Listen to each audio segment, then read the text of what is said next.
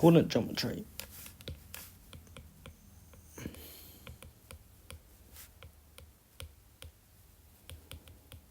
There are essentially two parts of coordinate geometry that we'll be worrying about, and they are the straight lines and circles.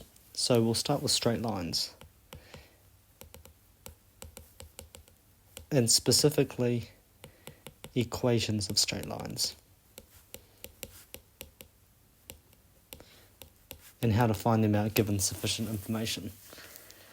And so the first important thing is the forms, various forms. There is y equals mx plus c, where m is the gradient and c is the y-intercept. And for the first point, that's the one we'll be using. And the y-intercept, just if you don't know, is the point where the line crosses the y-axis. And so x is 0 and then y is something, and that value would be c. And then m is the gradient, which is y2 minus y1 over x2 minus x1 is equal to the change in y over the change in x, which is equal to rise over run. You'll hear that a lot, rise over run, and it's very important. So the first example, let's have a look at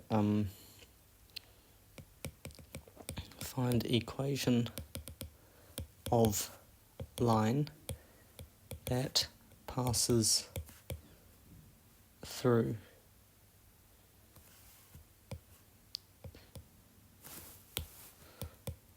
two and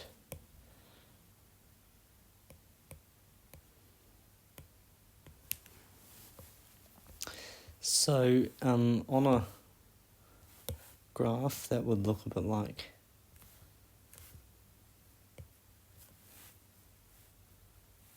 this, and so the change in y is our rise and the change in x is our run, and our line goes down like that. And so we want something like this. So what we must do is figure out the gradient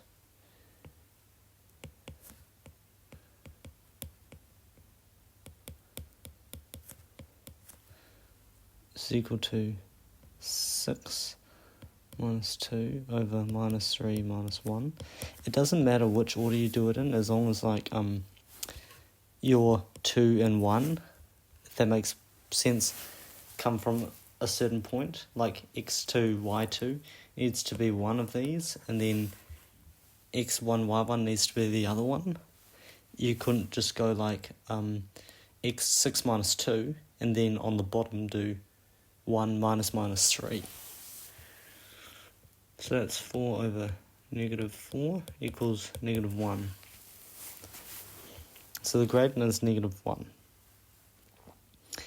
And now we will figure out the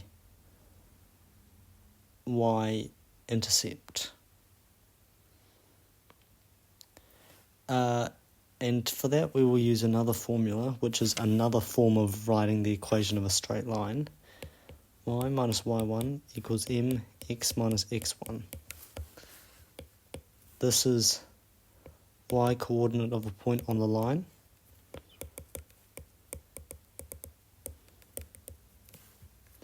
This is an x coordinate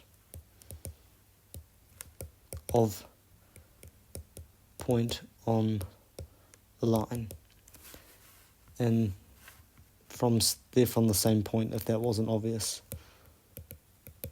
Then m is the gradient, and then y and x are just variables. So then y minus, let's use 2 and 1, 2, equals minus 1 times x minus 1. So if we expand this out, we get minus x, and minus 1 times minus 1 is plus 1. So this will be minus x plus 3. Additionally, you could have substituted in the expression y equals mx plus c the y of one of the points the x of one of the points and your gradient and solve for c. And that's how you can work it out from 2 points. But also you could be asked to find equation of line with gradient of 9/2 that passes through 4, 5. And now we will use our y minus y1 equals mx minus x1 formula. And we substitute in what we know. Minus 5 equals 9/2 x minus 4 is equal to minus 9/2x, and minus 9/2 times minus 4 is 36/2, which is 18. And then if we put this on the other side, we get this answer. And this is in form y equals mx plus c. This is in the form y minus y1 equals mx minus x1.